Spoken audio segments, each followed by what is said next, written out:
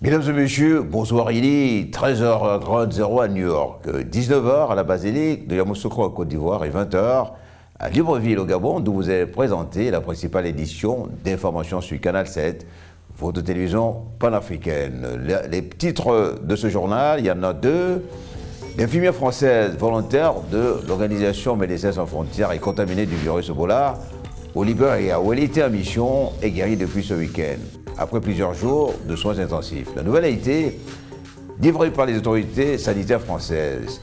L'ancien président haïtien Jean-Claude Duvalier est mort samedi matin à Port-au-Prince d'une crise cardiaque à l'âge de 63 ans. Le pays est divisé entre les familles des victimes de sa dictature qui souhaitaient qu'il soit jugé et les nostalgiques de sa gouvernance qui auraient aimé le revoir au pouvoir. À présent, le développement des titres de cette édition. Nous nous rendons au Niger où 9 casques bleus nigériens ont été tués dans une embuscade vendredi matin dans l'est du Mali, au sud de Gao. Selon des témoins, des hommes à moto ont attaqué des soldats nigériens de la MINISMA, à 80 km de Ménaka, sur l'axe Ménaka à Sango, dans l'ouest-est. L'attaque aurait eu lieu à Ndéliman. Le compte rendu de nos confrères d'Afrique Actualité. L'attaque n'a pas été encore revendiquée, mais elle porte la marque de groupe terroriste avec un nouvel mode opératoire, l'embuscade. Et c'est l'attaque la plus meurtrière contre les forces onusiennes de maintien de la paix au Nord Mali. 9 soldats nigériens de la MINUSMA ont été tués alors qu'ils étaient dans un convoi de ravitaillement d'hydrocarbures et de nourriture. Selon des témoins, ce sont des individus armés qui ont tendu une embuscade sur l'axe Ménaka à Songo. L'armée nigérienne est sous le choc, mais déterminée à poursuivre sa mission, selon son porte-parole, le colonel Ledri Mustafa. Le Niger est plus que jamais déterminé à lutter sans répit aux côtés des autres forces internationales contre toutes les formes de terrorisme et d'obscurantisme dans la bande sahélo-saharienne. Le contingent nigérien au sein de la mission des Nations Unies pour la sécurisation du Mali est de 850 soldats. En déplacement à l'intérieur du pays, le président de la République, Issoufou Mahamadou, a condamné cette attaque.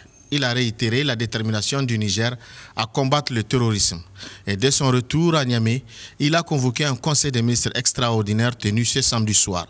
Le président et les membres du gouvernement ont observé une minute de silence à la mémoire des disparus.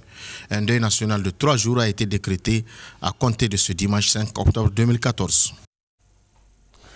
Du Mali, nous nous rendons dans l'Hexagone et nous abordons la page santé de cette édition. L'infirmière française volontaire de l'organisation Médecins sans frontières est contaminée du virus Ebola au Libéria, où elle était en mission et guérie depuis ce week-end. Après avoir été admise à l'hôpital militaire Biguin de Saint-Mandé en France le 19 septembre dernier, elle est finalement sortie ce samedi.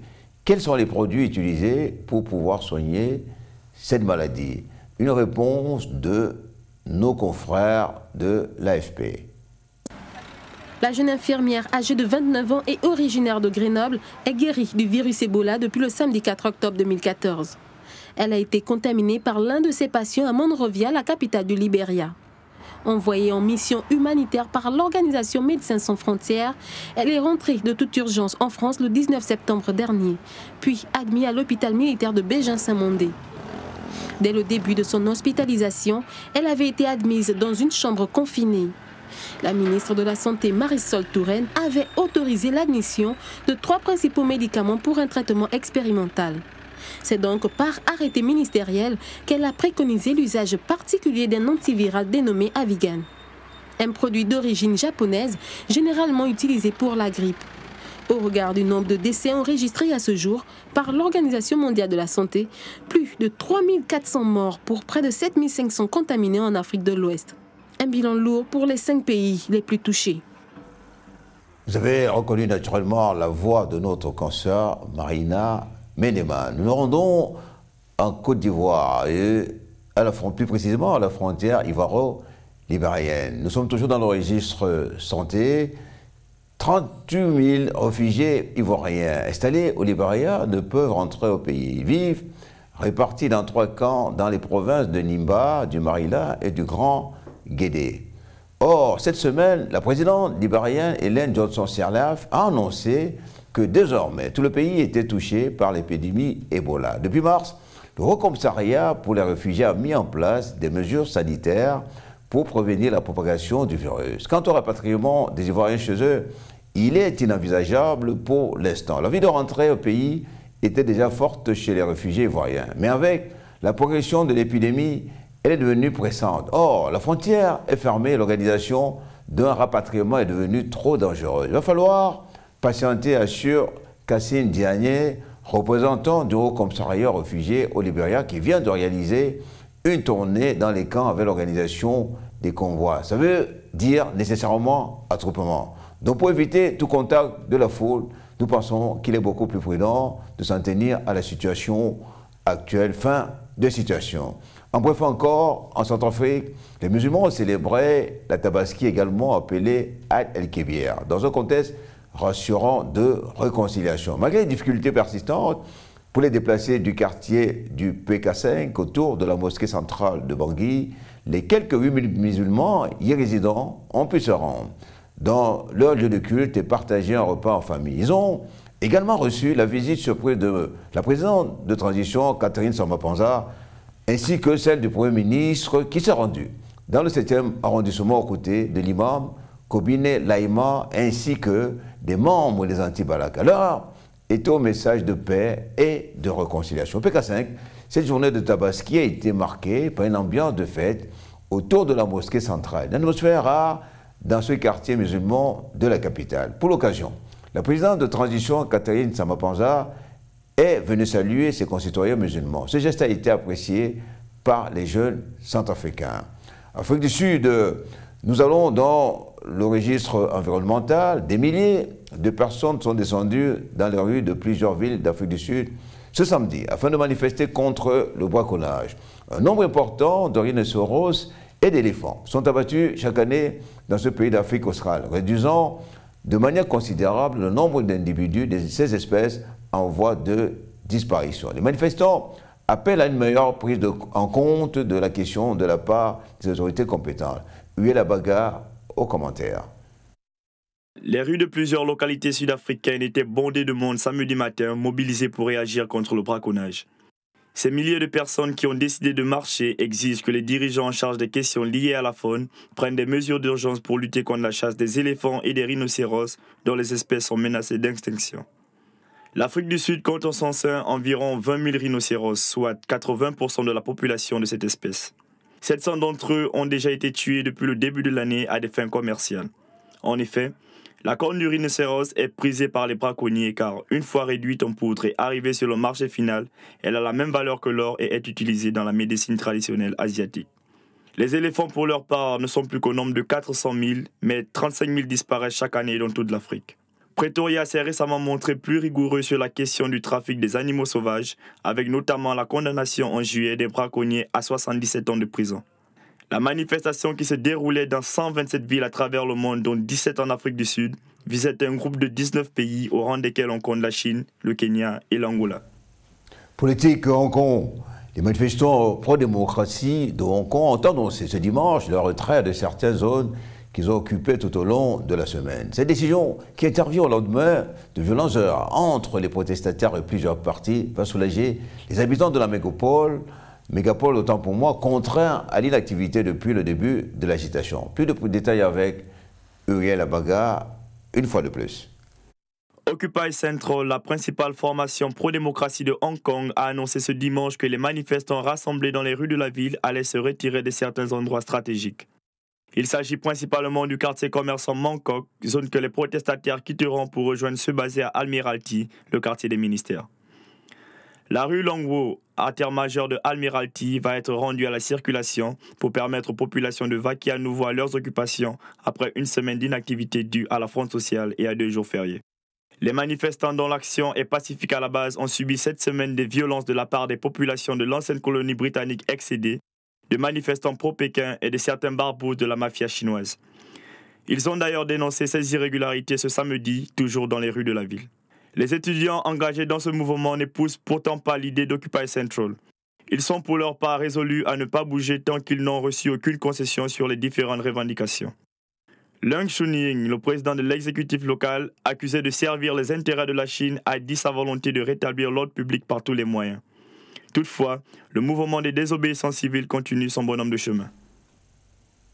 Nous restons toujours en politique, nous allons en Haïti, où l'ancien président haïtien Jean-Claude Duvalier est mort samedi matin à Port-au-Prince d'une crise cardiaque à l'âge de 63 ans. Une nouvelle qui attriste la population haïtienne compte tenu du fait qu'il a défendu la cause des pauvres après être rentré d'exil en France où il y a passé 25 ans. Marina Ménéman s'en fait l'écho. Jean-Claude Duvalier est mort ce samedi 4 octobre 2014 à Port-au-Prince, capitale d'Haïti, son pays natal. Âgé de 63 ans, c'est d'une crise cardiaque que l'ancien président de la République haïtienne a rendu l'âme. Une triste nouvelle qui vient assombrir la journée de la population. Duvalier représentait un pilier pour nous. Il a été notre président et aujourd'hui, il est mort. Nous n'aurons plus jamais de président de la sorte. Nous ne l'oublierons jamais. On s'en souviendra avec regret. Et nous penserons toujours à lui. Pour rappel, Jean-Claude Duvalier, surnommé Bébé Doc, est venu au pouvoir à l'âge de 19 ans en 1971 après avoir hérité de son père François Duvalier. En 1986, accusé de dictature, il est renversé par une révolte populaire. Mais 25 ans plus tard, en 2011, il revient après une longue période d'exil en France, afin de venir en aide au peuple haïtien, avait-il déclaré. Quand Duvalier était là, la vie était meilleure pour les pauvres et pour toute la population. À cette époque, une famille pauvre était en mesure d'envoyer son enfant à l'école. Aujourd'hui, envoyer un enfant à l'école est un vrai problème. Son retour en Haïti est marqué par les multiples plaintes déposées contre lui. Parmi les chefs d'accusation, arrestation illégale, torture, emprisonnement et exil forcé de ses opposants, mais aussi détournement de fonds. À ce jour, aucun procès n'a pu être organisé. Après plusieurs refus de comparaître devant la cour d'appel de son pays, il s'est finalement présenté pour la première fois en février 2013. Et c'est en février dernier que la justice haïtienne avait ordonné l'ouverture d'une nouvelle enquête sur les crimes contre l'humanité. Aux dernières nouvelles, Jean-Claude Duvalier vivait retiré dans un quartier huppé des hauteurs de Port-au-Prince. Nous restons en politique, mais nous nous rendons au Brésil. Les premiers résultats du scrutin présidentiel qui se déroule depuis ce matin sur tous les territoires brésiliens commencent à tomber. Dilma Rousseff arrive en tête du premier tour avec 46% des voix, suivi de Acécio Neves. Marina Silva viendrait en troisième position. Dilma n'est tout de même pas encore à l'abri d'une surprise. Quelques 142 millions d'électeurs brésiliens sont aux urnes. Dimanche 5 octobre, ce scrutin comprend 5 votes. Donc, des élections présidentielles et une législative. Les bureaux de vote ont ouvert à 11h, temps universel, et fermeront à minuit. Chaque électeur qui a obligation de voter choisit des députés fédéraux, régionaux, des gouverneurs, un tiers des sénateurs, mais surtout la future présidente. Les 3 candidats principaux à la présidence, donc Dilma Rousseff, Marina Silva et Acécio Neves, ont déjà voté ce matin. Dilma Rousseff, présidente sortante, favorite dans les sondages, s'est rendue dans le sud du pays pour déposer son bulletin dans l'urne. Elle a été harcelée de questions par les journalistes. Souriante, elle a rejeté et répété que ce vote était une arme dans les mains des Brésiliens les plus pauvres. La candidate du Parti des travailleurs n'a cessé durant toute la campagne électorale de rappeler son combat contre la pauvreté.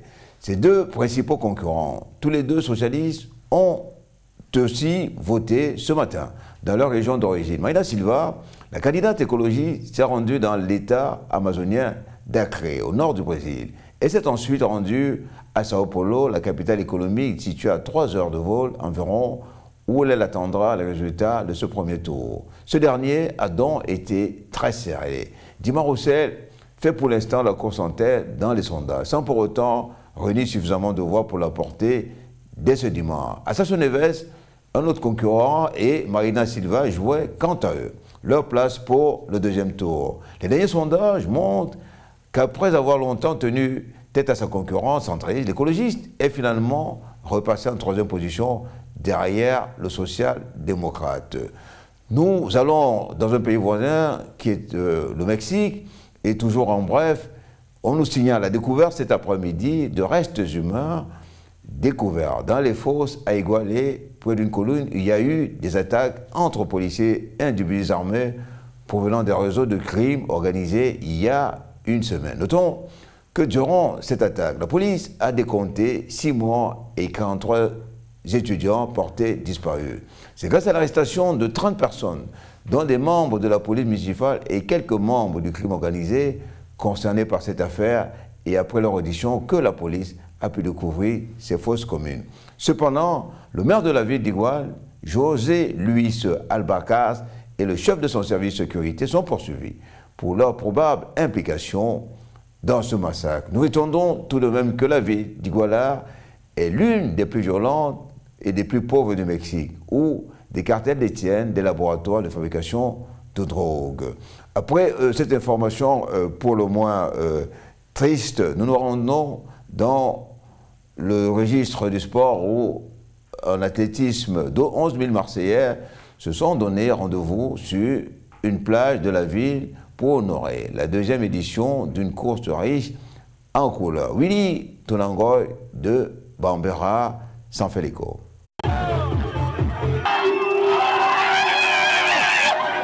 La 2e édition de Color Run a eu lieu hier, 4 octobre 2014, à Marseille, en France. La plage du Prado était le point de rencontre de plus de 10 000 runners qui se sont mis d'accord pour avaler les 5 km qui ont constitué le parcours de cette course qui, pas comme les autres, rassemble des participants de tout âge, disons de 7 à 77 ans. The Run Color, qui se traduit en français par la course des couleurs, s'y distingue par le fait qu'à chaque kilomètre, les coureurs traversent des zones de poudre colorées de jaune, vert, bleu, rose et violet. Parmi les marathoniens, tous marseillais, l'on pouvait remarquer la présence de Laure Manodou, championne olympique de natation. On est plus là pour s'amuser, il y a des jeunes, j'ai vu une petite fille, je pense qu'elle doit avoir 6 ans sur les épaules de son papa et puis des femmes qui ont 50 ans aussi, donc c'est vraiment destiné à tout le monde, on peut le faire en famille ou entre copines et c'est vraiment génial comme attitude en tout cas et comme état d'esprit. La course s'est terminée par un finisher festival et le rendez-vous a été pris pour l'année prochaine. Plus d'énergie. Cette édition est à présent terminée. Nous vous en rappelons les principaux titres. L'infirmière française volontaire de l'organisation Médecins sans frontières est contaminée du virus Ebola au Libéria où elle était en mission et guérie depuis ce week-end. Après plusieurs jours de soins intensifs, la nouvelle a été livrée par les autorités sanitaires françaises. L'ancien président haïtien Jean-Claude Duvalier est mort samedi matin à Port-au-Prince d'une crise cardiaque à l'âge de 63 ans. Le pays est divisé entre les familles des victimes de sa dictature qui souhaitaient qu'il soit jugé et nostalgique de sa gouvernance qui aura aimé le revoir au pouvoir. Mesdames et messieurs, nous vous savons gré d'avoir suivi ce journal. Nous avons pris beaucoup de plaisir à vous le présenter. Nous donnons rendez-vous demain et bonne soirée.